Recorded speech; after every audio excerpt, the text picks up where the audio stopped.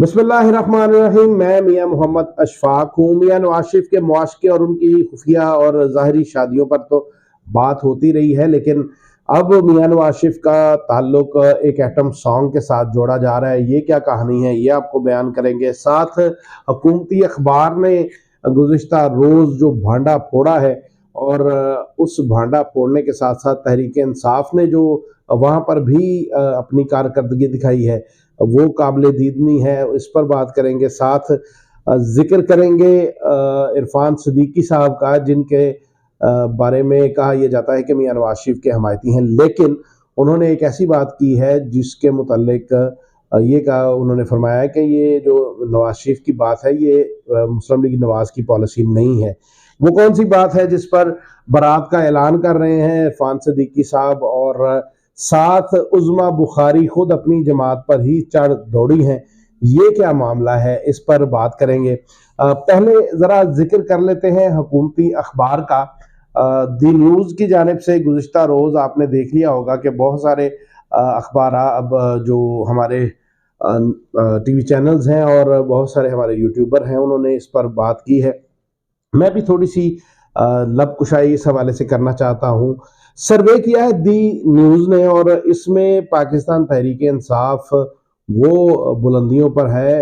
हालांकि मैं इस सर्वे से मुत्तफिक नहीं हूँ। मेरा ज़ाती मुशाहिदा और ज़ाती जो हम देख रहे हैं मुख्तलिफ सर्वेस की रिपोर्ट, उसको मद्देनज़र रखते हुए ये तो बिल्कुल भी करीब करीब भी नहीं है, लेकिन फिर भी इस सर्वे में भी पाकिस्तान तहरीक इंसाफ मकबूल तरीन जमात बनकर सामने आई है। बलूचिस्तान की अगर हम बात करें तो वहाँ पर 36% जो है वो है इस वक्त मकबूलियत पाकिस्तान तहरीक इंसाफ की, और बलूचिस्तान में पीपल्स पार्टी 18 नंबर पर और मुस्लिम लीग नवाज 11 नंबर पर है। 3 जमातों के दरमियान ये पोल करवाया गया है, जिसमें 36% पर आकर बलूचिस्तान में पाकिस्तान तहरीक इंसाफ पहले नंबर पे है। खैबर पख्तूनख्वा में 69% पे इस वक्त पाकिस्तान तहरीक इंसाफ की मकबूलियत है हुकूमती अखबार के मुताबिक। 12% मुस्लिम लीग नवाज और 2% पर पीपल्स पार्टी है। सिंध की अगर बात करें तो सिंध में पाकिस्तान तहरीक इंसाफ और मुस्लिम लीग नवाज के दरमियान कांटेदार मुकाबला बताया गया है। 1% का फर्क है। 36% पे पाकिस्तान तहरीक इंसाफ और 35% पे सिंध में पीपल्स पार्टी है। 3 नंबर पे है, तीसरे नंबर पे है और 3% के साथ है मुस्लिम लीग नवाज। ये मकबूलियत का आलम है, ये जो साहब हमारे ऊपर दोबारा मुसल्लत होने जा रहे हैं। बलूचिस्तान में सिर्फ 100 में से 11 लोग समझते हैं कि ये बेहतर आदमी है। KPK में 12 100 में से समझते हैं, और सिंध में 100 में से 3 लोग समझते हैं कि ये हमारे मुल्क के लिए बेहतर है। पंजाब की बात करें तो यहाँ पर बड़ी डंडी मारी गई है। 41% पे बताया गया है पाकिस्तान तहरीक इंसाफ, 28 पर पाकिस्तान मुस्लिम लीग नवाज और 4% पर पीपल्स पार्टी है। अब आप अपने इर्द गिर्द ज़रा नज़र दौड़ाएं और देखें कि क्या आपके 100 जानने वालों में से 4 ऐसे हैं जो पीपल्स पार्टी को पसंद करते हैं। अगर तो आपके जानने वालों में से 100 अशखास आपसे मिल जाए तो सर्वे दुरुस्त है, अदरवाइज आपको पता ही है फिर सर्वे क्या है। लेकिन बावजूद इसके कि ये मैं इससे मुत्तफिक नहीं हूँ, लेकिन इसके बावजूद भी पाकिस्तान तहरीक इंसाफ पहले नंबर पर है। अब पहले नंबर की पार्टी इलेक्शन में नहीं चाहते। राना सनाउल्लाह कहते हैं कि ओहो 9 मई के होते हुए मतलब इस जमात को इलेक्शन लड़ने की इजाज़त होगी तो हम तो मारे जाएंगे। ये आज का उनका ट्वीट है। इसी तरह का है, अल्फाज कुछ और थे, मैंने अपने लफ्ज़ों में ये बयान किया है, लेकिन वो फिर एक नई रिक्वेस्ट कर रहे हैं कि अल्लाह करे कि पाकिस्तान तहरीक इंसाफ इलेक्शन में ना हो। तो फिर आगे सवाल ये उठेगा फिर वो इलेक्शन क्या होगा। तो ये आगे कुआं पीछे खाई वाला मामला है, फंसे हुए हैं। अब आते हैं मोतबर तरीन आदमी जनाब इरफान सदीकी साहब।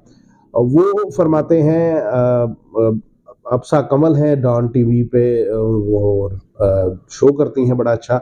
उसमें इरफान सदीकी साहब मौजूद थे। तो इरफान सदीकी साहब से अब्सा कमल ने ये सवाल किया कि कोयटा में मियां नवाज शरीफ साहब ने ये फरमाया था कि पाकिस्तान तहरीक इंसाफ की जो खवातीन हैं वो नाचती गाती हैं, हमारी खवातीन बड़ी मुअज़्ज़ज़ हैं, बड़े मोतबर अंदाज के साथ वो बैठकर हमारा जलसा सुनती हैं। मतलब वो तज़हीक की थी उन्होंने, और ये उनका पुराना वतीरा है। पहले भी ऐसे ही करते आए हैं, अब भी उन्होंने ऐसा ही किया है कि पाकिस्तान तहरीक इंसाफ की ख़वातीन के मुतालिक वो ये एक राय पैदा करने की कोशिश करते हैं, वो और उनके हवारी कि ये इनके साथ वाबस्ता जो ख़वातीन हैं वो अच्छे घरानों की नहीं है। लेकिन सवाल ये है कि सोशल मीडिया तो भरा पड़ा है उन वीडियोस पे जिसमें मुस्लिम लीग नवाज से ताल्लुक़ रखने वाली भी ख़वातीन खूब नाच गा रही हैं, धमाल डाल रही हैं और सारा कुछ कर रही हैं। तो क्या वो उस पर क्या हम बात करें। बहरहाल मियाँ साहब की ये आदत है, 1990 में रहते हुए वो समझते हैं कि लोगों को आज भी शायद शऊर नहीं है, और उसी सोच के मुताबिक उनके सामने पढ़ने के लिए 1 से 2 अखबार हैं जिनको वो मैनेज कर चुके हैं, और टीवी सिर्फ पीटीवी है। लेकिन हालात ऐसे नहीं है, ये 2023 है, लोगों के पास बहुत सा मवाद मौजूद होता है। अब इसी अंदाज के साथ अगर सर्वे की चूंकि बात हो रही है और मोतबर शख्सियात की बात हो रही है, तो एक और मोतबर शख्सियत जिसको हम किसी दौर में बड़ा मोतबर समझते थे, अब भी यकीनन वो मोतबर हैं, लेकिन उनके सहाफत के अंदर अब वो चमक नहीं रही। वो देखते हैं कि जिस तरह स्कैंडल वो पीपल्स पार्टी के दौर में निकाल के लाते थे, आजकल नहीं ला रहे। मैं बात कर रहा हूँ अंसार अब्बासी साहब की। अंसार अब्बासी साहब ने कहा है कि इंटेलिजेंस के एक अहम जराए ने हमें बताया है कि पीटीआई की मकबूलियत की बातें महज कहीं सुनी बातें हैं, इनका हकीकत से कोई ताल्लुक नहीं। यकीनन आप दुरुस्त फरमा रहे होंगे कि इसका हकीकत से कोई ताल्लुक नहीं होगा, लेकिन मेरा सवाल यह है कि क्या आपने अपने घर में सर्वे किया है? आप तो खुद कहते हैं, हामिद मीर के शो में बैठकर कुछ साल पहले आपने कहा था कि आपके तमाम घर के अफराद इमरान खान को पसंद करते हैं। आप इमरान खान की पॉलिसियों पर तनकीद कर रहे थे, अलबत्ता आपके घर के जो अफराद हैं वो सारे के सारे इमरान खान को पसंद करते हैं। तो इस सारी सिचुएशन के अंदर घर में आपने सर्वे किया नहीं है, और आपको ये सारी उसी लॉबिंग का हिस्सा, उसी प्रोपेगेंडे का हिस्सा बन रहे हैं, जो प्रोपेगेंडा इस वक्त किया जा रहा है कि मकबूलियत पीटीआई की गिरती जा रही है या नहीं, ये तो आने वाले दिनों में इलेक्शन में अगर फ्री एंड फेयर हुए तो हर चीज़ सामने आ जाएगी। उज़्मा बुखारी की अगर हम बात करें तो उज़्मा बुखारी अपनी ही जमात के खिलाफ या अपने ही जो उनके मतलब जिनको इस्तेमाल करके उन्हें पाकिस्तान तहरीक इंसाफ की हुकूमत गिराई, उनके खिलाफ वो सफारा हो गई हैं। कहती हैं कि लोटा वो सियासतदान होता है जो पार्टी के टिकट पर मुंतखब हो और इस टिकट के होते हुए इन्हिराफ कर दे। अच्छा, ये क्राइटेरिया सिर्फ और सिर्फ राजा रियाज पर और उनके साथ जो लोग थे उन पर पूरा उतरता है। अब ये क्या वजह हुई कि मतलब वो कह रही हैं कि वो एक जमात से दूसरी जमात की तरफ जो जाना है, जिस तरह ये भी आती जाती रहती हैं, तो इनका आना जाना मैटर नहीं करता, वो लोटापन नहीं है। लोटापन सिर्फ ये है कि टिकट में लेकर जो मुंतखब हो और उसके बाद इन्हिराफ करे। इसका मतलब है कि राजा रियाज सर्टिफाइड लोटे हैं बकौल उज़्मा बुखारी, और उज़्मा बुखारी खुद उनको मतलब लोग इसी तरह की बात कहते हैं।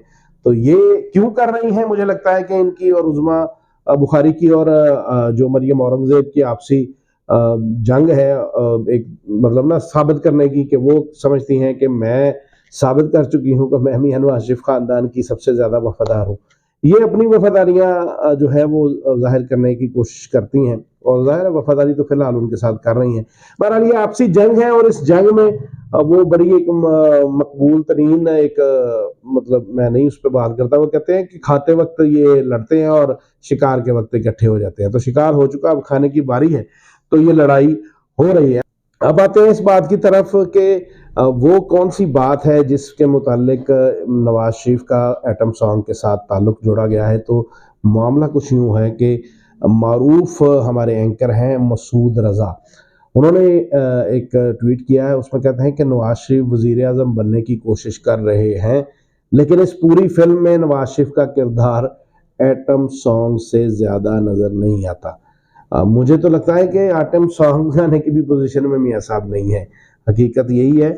बहरहाल चूँकि प्रोड्यूसर मियाँ साहब खुद हैं, हीरो भी वो खुद होंगे, विलन का किरदार भी वो खुद करेंगे, डबल रोल बन जाएगा, एक भाई हीरो दूसरा विलन, और सारी फिल्म वो खुद बनाएंगे। जिस जगह उनका जी चाहा एटम सॉन्ग करेंगे, जहाँ उनका जी चाहा वहाँ पर वो हीरो की तरह डायलॉग बाजी करेंगे, और जहाँ जी चाहा विलन बन जाएंगे। मतलब ये कि कभी बयानिया एक तो कभी बयानिया दूसरा। इस तमाम सूरत हाल में ये जो सियासी फिल्म जारी है, आने वाले दिनों में इस सियासी फिल्म का एटम सॉन्ग हिट होता है या नहीं, देखेंगे। फिलहाल आज के लिए इतना ही। अपनी तन्हाइयों, अपनी महफिलों और अपनी दुआओं में हम सबको याद रखिएगा। अल्लाह हाफिज़।